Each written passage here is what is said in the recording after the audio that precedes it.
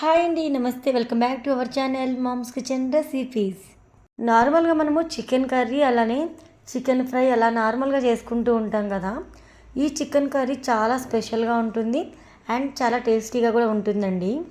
ఇప్పుడు మనం ప్రిపేర్ చేసుకోబోయే ఈ కర్రీ వచ్చేసి రైస్లోకైనా, రోటీలోకైనా, పూరీలోకైనా, ఈవెన్గా బిర్యానీలోకైనా కూడా సూపర్గా ఉంటుందండి.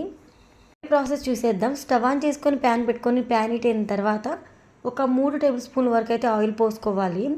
ఆయిల్ వేడిన తర్వాత 1 టేబుల్ స్పూన్ వరకు జీలకర్ర వేసుకోవాలి. 3 లేదా 4 ఉల్లిపాయలు తీసుకొని సన్నని ముక్కలుగా కట్ చేసుకొని అయితే వేసుకోవాలి. ఉల్లిపాయలు ఆయిల్లో చక్కగా ఫ్రై అయ్యేలాగా చూసుకోవాలండి. కలర్ చేంజ్ అయ్యేంత వరకు ఉల్లిపాయలు ఫ్రై చేసుకుంటే సరిపోతుంది.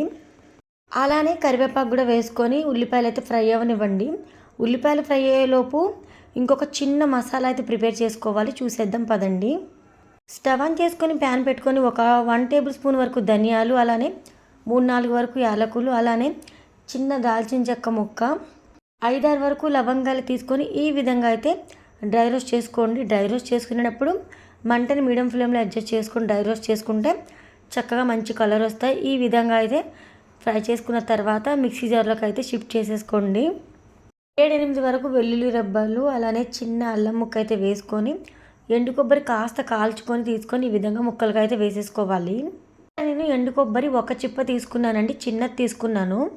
ఇప్పుడైతే చక్కగా గ్రైండ్ చేసుకొని కొబ్బరి పేస్ట్ అనేది ప్రిపేర్ చేసేసుకోవాలండి. ప్రిపేర్ చేసుకున్న కొబ్బరి పేస్ట్ని పక్కన పెట్టేసేయండి. ఎప్పుడు వాడాలో చెప్తాను నేను.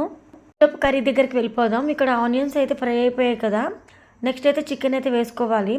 శుభ్రంగా కడిగి తీసుకుని 1/2 కేజీ చికెన్ అయితే వేసేసుకోవాలండి. చికెన్ పీసెస్ చప్పగా ఉండకూడదు, టేస్టీగా ఉండాలి అనుకుంటే ఉప్పు వేసుకొని ఉడికించుకోవాలండి. నేను ఎప్పుడు నాన్ వెజ్ కర్రీస్ చేసినా కూడా ఈ విధంగా ఉప్పు వేసుకొని ఉడికిస్తాను.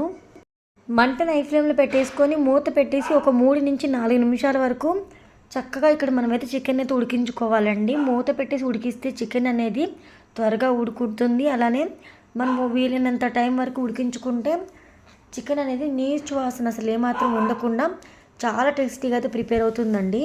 ఇప్పుడు మూత తీసి ఒకసారి చెక్ చేద్దాం. చికెన్ ఆల్మోస్ట్ ఉడికినట్టే. ఇప్పుడు 1/2 టేబుల్ స్పూన్ పసుపు, అలానే ఒక 2 లేదా 3 టేబుల్ స్పూన్ వరకు కారం అయితే యాడ్ చేసేసుకొని ఈ విధంగా కలుపుకోవాలండి.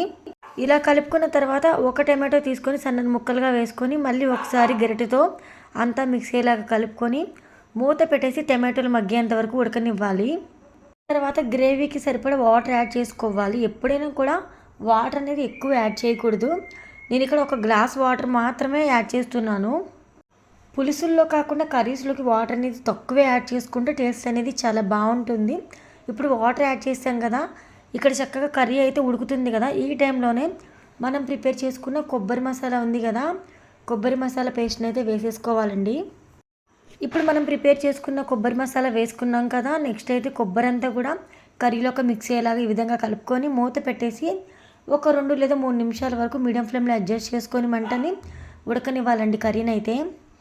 ఆ తర్వాత మూత తీసి ఒకసారి చెక్ చేసినట్టయితే ఈ విధంగా అయితే కర్రీ ప్రిపేర్ అవుతుంది. మనము ఉప్పు అనేది పీసెస్కి సరిపడా వేసాం కాబట్టి ఇప్పుడైతే కర్రీకి సరిపడా ఉప్పుని అయితే యాడ్ చేసుకోవాలి. ఫైనల్గా కర్రీ అనేది కొంచెం చిక్కబడిన తర్వాత కొత్తిమీర అయితే వేసేసుకొని ఈ విధంగా ఒకసారి మళ్ళీ గరిటతో అంతా మిక్స్ అయ్యేలాగా చక్కగా కలిపేసుకొని ఆ తర్వాత మంటని కంప్లీట్గా లో ఫ్లేమ్లో అడ్జస్ట్ చేసుకొని మూత పెట్టేసి ఒక 3 నిమిషాలు ఉడికించారంటే కొత్తిమీర ఫ్లేవర్ కూడా చికెన్కి పట్టి చాలా అంటే చాలా బాగుంటుంది. ఇంతేనండి, చాలా సింపుల్ అండ్ టేస్టీగా చికెన్ కర్రీ ఎలా చేసుకోవాలో చూసారు కదా. నచ్చితే వీడియోకి లైక్ ఇవ్వండి మరి.